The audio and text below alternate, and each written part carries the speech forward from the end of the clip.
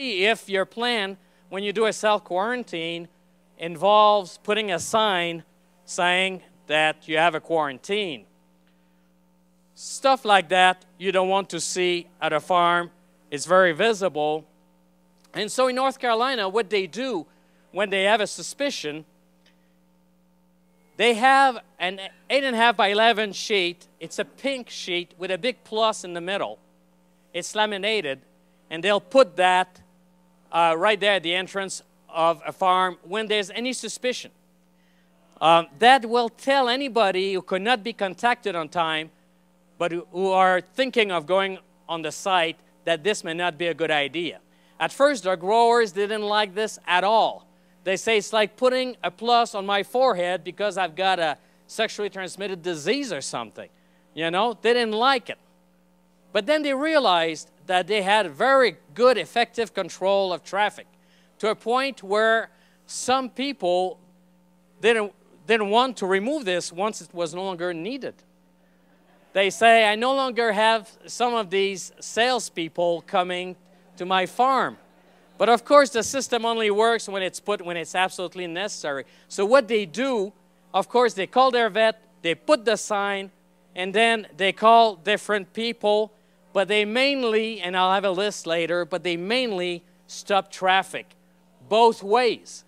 Here is data that comes from a study of Volkova that will be published in 2012. I just happened to be a reviewer on that paper, and we recommended acceptation. It's going to be accepted for publication. So it's not out yet, but it's very interesting. They look at ILT, and they did a very good study, and they discovered that when they looked at farm workers visiting other chicken farms, when they contrasted those visiting daily versus less frequently, the odds ratio was close to 14, which means that those farms that had employees going to other farms on a daily basis were 14 times more at risk of breaking with ILT than the farms where they didn't have farm workers going to other farms. So when we stop traffic, of course, we need to stop it both ways. And here's a list, 26 individuals or organizations within integrated companies in the United States. That list comes from Goldsboro Milling. They don't mind sharing it. Of course, they have an integrated system. But if you think about it, when you have your boards, federal boards, you've got the hatchery, feed mills, and all that, you guys are all organized, and that can be kind of equivalent. When there's a suspicion of disease in North Carolina for Goldsboro Milling, they have a long list of individuals that are going to get a call. It's a discreet call. It's a call that says, you know what, there's something that's just not right, we think, on this particular farm. We don't know what it is yet. We're going to work on it. We're going to stop activities. We're going to not deliver birds to the slaughter plant, even if it says so, because we're looking into it. And it tells these people, get prepared in case of. And when I was there, it happened 10 times, and 9 times it was a false alarm. Never did it go outside the system, and there was no publicity. One time, though, it was the real thing, okay? And people were prepared where they should be. And being prepared for the industry is also, and this is coming from what they do in the United States, it's also having geographic information system information. They can automatically look at suspicious site, determine the farms that are around, and decide how they're going to reroute everything, okay? That's what we call having a regional perspective. They have a suspicion, they're going to stay away from there, and they're going to map out for everybody else how you're going to stay away from there as far as possible. That is technology that is very useful, but it requires that you have up-to-date information of all the farms, all the poultry sites, and poultry service sites in the province.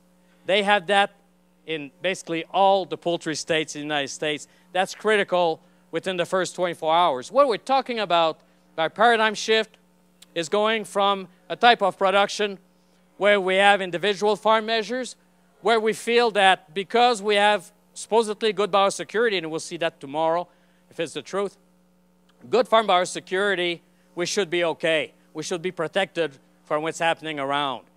That is a false sense of security. Too often, there's variable traffic flow in the area, minimal communication. That's not what we want to see. We want integrated farm measures, a managed traffic flow, good established communication, and an assessment of compliance, because that's often not done. So the key points for the first 24 hours, well, that's something that I didn't hear about. Maybe you're past that. But it's also making sure you agree with the definition. If I say you need to get into a stand down or a stand still or into a quarantine, there's a hot contact. What am I talking about?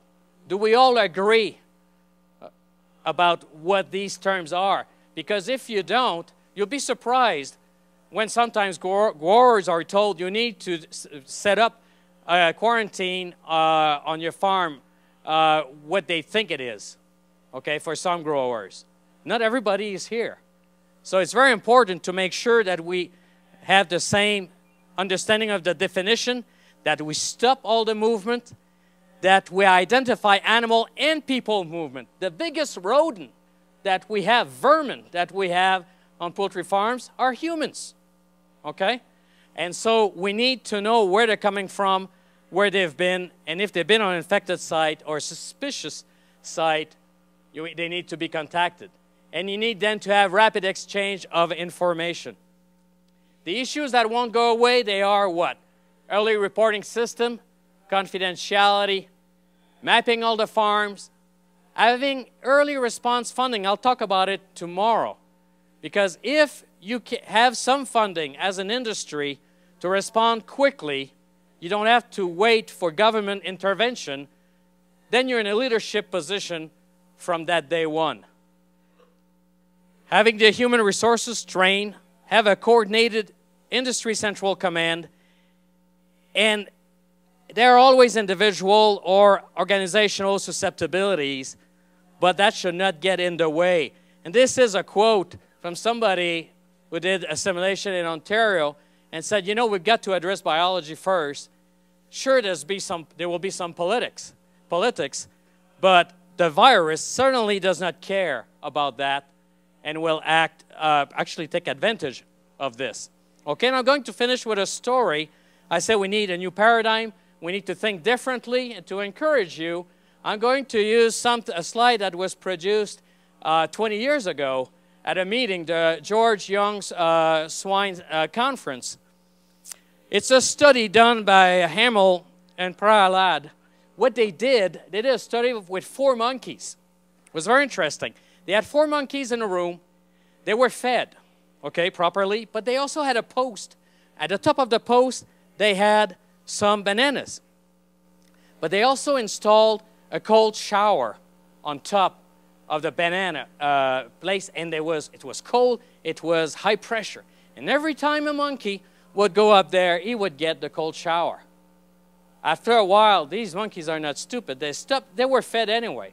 They said, the heck with the bananas. But then what they did is they started replacing the monkeys by other monkeys who had never experienced the showers.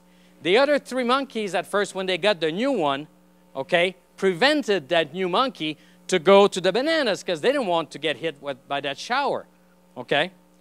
At one point, they even removed the shower, so the risk was no longer there, and they had replaced all 4 monkeys. Those monkeys had been conditioned to not go fetch the bananas. So now, the take-home message is not that we're a bunch of monkeys, okay? But what it is that whether there are monkeys or people, sometimes we get conditioned. We're used to a certain way because things have been good for the past 20 or 30 years. But the reality is that it's a changing world. We have emerging and re-emerging diseases, and we need to look at things outside the box in a different way, and what you guys are doing today is part of that. So that's very important, and I appreciate your time. Bye-bye. Germs on the run, and the saleswoman servicemen are targeting each one, sending germs on the run, germs on the run, germs on the run, germs on the run. Well, a new disease that can emerge so fast, but don't you wear a frown, because your friends at Merck are searching everywhere, solutions will be found. Germs on the run, germs on the run, and the poultry vet who used to fret will surely win the war with the germs on the